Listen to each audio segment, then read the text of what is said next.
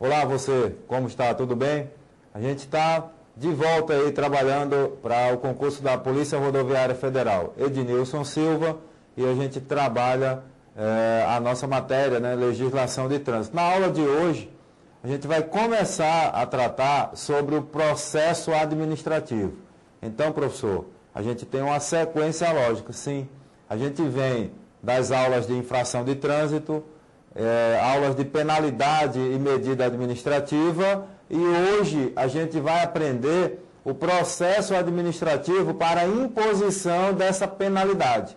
Porque a gente viu nas aulas anteriores que a penalidade tem como característica o devido processo legal, o direito de defesa do infrator de trânsito. Então, esse usuário que cometeu a infração de trânsito, ele tem o direito de se defender, tá? E uma forma, né, de ter esse direito é obedecendo o devido processo legal. É isso que a gente vai estudar hoje.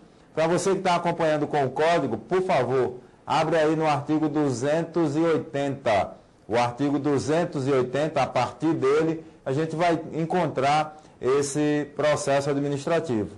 Lembrando sempre da resolução do CONTRAN, que também complementa esse processo, beleza? O que é que a gente vai fazer? Eu coloquei numa sequência aqui que você vai conseguir aí abranger as duas coisas, o CTB e a resolução do CONTRAN, tudo bem? Então vamos começar o nosso trabalho. Processo administrativo. Quando é que ele é iniciado? Quando o condutor cometeu uma infração de trânsito. Opa, professor, será que está certo isso? Já temos início no processo administrativo com o cometimento da infração? Calma, vem comigo e preste atenção. A gente mal começou a aula e já tem detalhes. O processo administrativo, ele precisa de um documento que irá dar início, irá iniciar esse processo. Eu coloquei assim, o condutor cometeu a infração. O cometimento de uma infração é suficiente para iniciar o processo administrativo? Não. Somente o cometimento da infração? Não. O que é que diz o seu artigo 280 do Código que está aí na sua frente?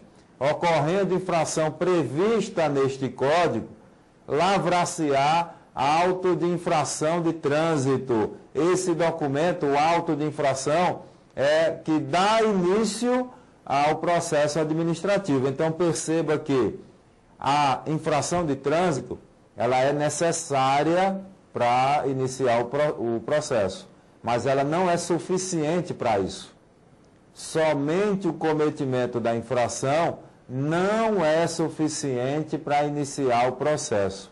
Eu preciso ter a infração e ter a autuação. O que caracteriza essa autuação é o auto de infração de trânsito que foi lavrado, por exemplo, por um agente de trânsito. Tudo bem? Então eu tenho o condutor do veículo, no meu exemplo, ele cometeu uma infração e ele foi flagrado por um equipamento regulamentado pelo CONTRAN, ou então ele foi flagrado pelo agente de trânsito. Nesse caso, será lavrado, repito, o auto de infração de trânsito.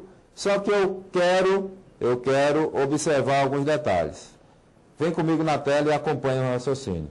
No seu artigo 280, nós temos a seguinte sequência, né? Mais ou menos essa sequência aqui, ó. O artigo 280, ele tem vários incisos, tá?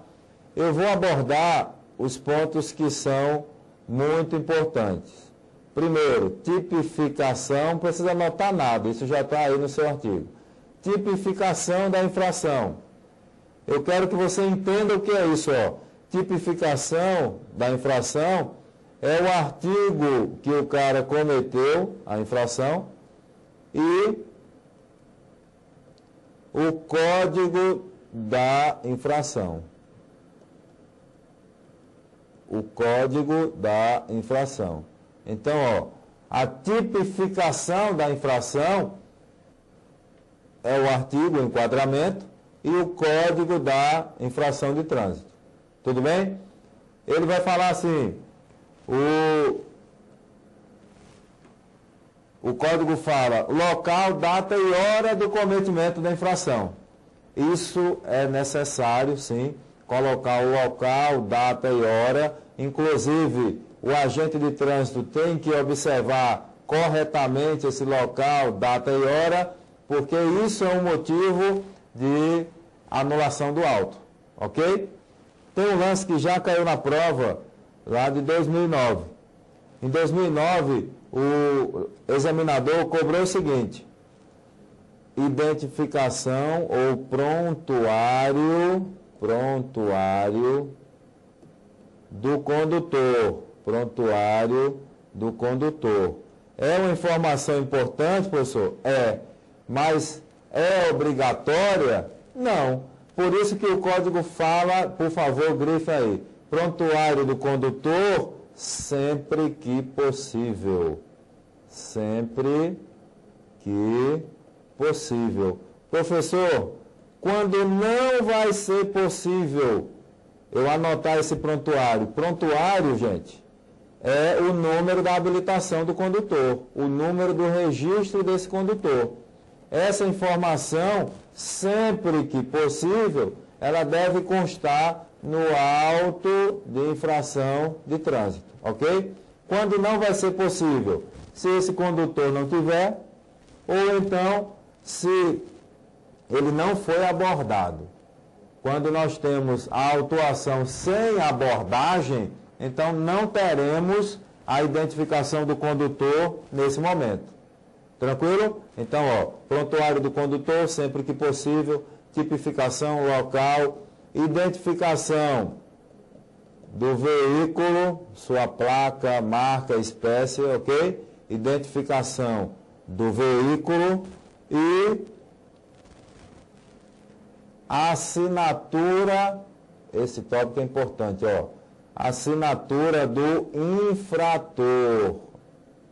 Assinatura do infrator.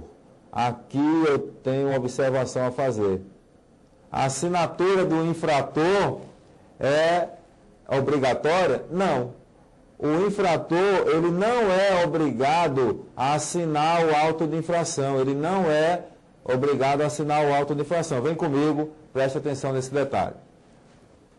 Quando o código coloca assim, né, assinatura do infrator, valendo esta como notificação da autuação. O usuário, ele não é obrigado a assinar o auto de infração. Isso é uma coisa para você entender bem, até para a sua prática, até para o seu dia a dia. Se você cometeu uma infração e o agente te abordou convidando você a assinar o auto de infração, você tem o direito de não assinar esse auto. Quando você não assina o auto de infração, isso é o que tem em decorrência. O órgão tem que se preocupar com o prazo para a expedição da notificação da autuação. Professor, não entendi.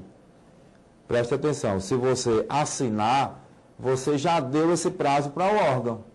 Se eu assinei o auto de infração, estará caracterizada a notificação, mas também é só isso. Muita gente pensa que se assinou o auto de infração, está assumindo a culpa pela infração. Não. A assinatura do auto de infração somente caracteriza a ciência de que ele foi autuado. Por isso que ele fala, assinatura do infrator, valendo esta como notificação da autuação. Tranquilo? E outro detalhe, o código coloca assinatura do infrator. Grifa isso aí, por favor.